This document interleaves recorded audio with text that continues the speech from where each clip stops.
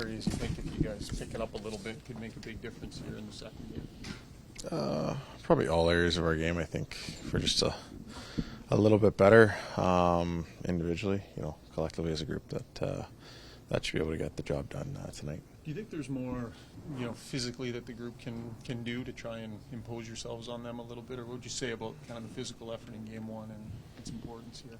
Yeah, I thought it was good. I think we probably spent a little too much time on our own end, and that obviously takes away from the team's physicality.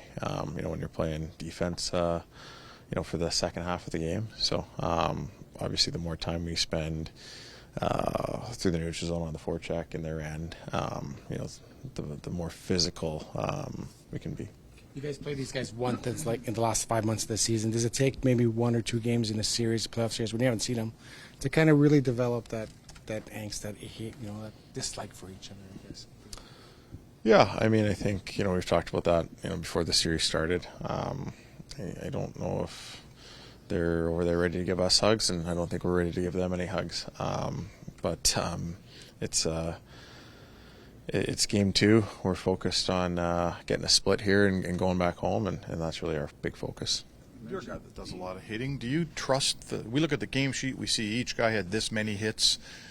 Should we believe those stats? Are those stats accurate? You'll have to ask the people that keep the stats. I have no idea.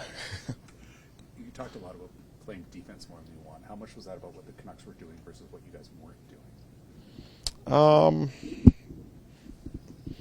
Give them credit. They came up with a good push, obviously, in the second half of that game. And at the same time, I don't think we were helping ourselves in some of the decisions and plays we were making. And I think we all know we can be a lot better than that, and we have been and proven that. And look to showcase that a little bit more tonight. For you playing at home, you've been here so many times as a visitor. Is there still extra motivation coming?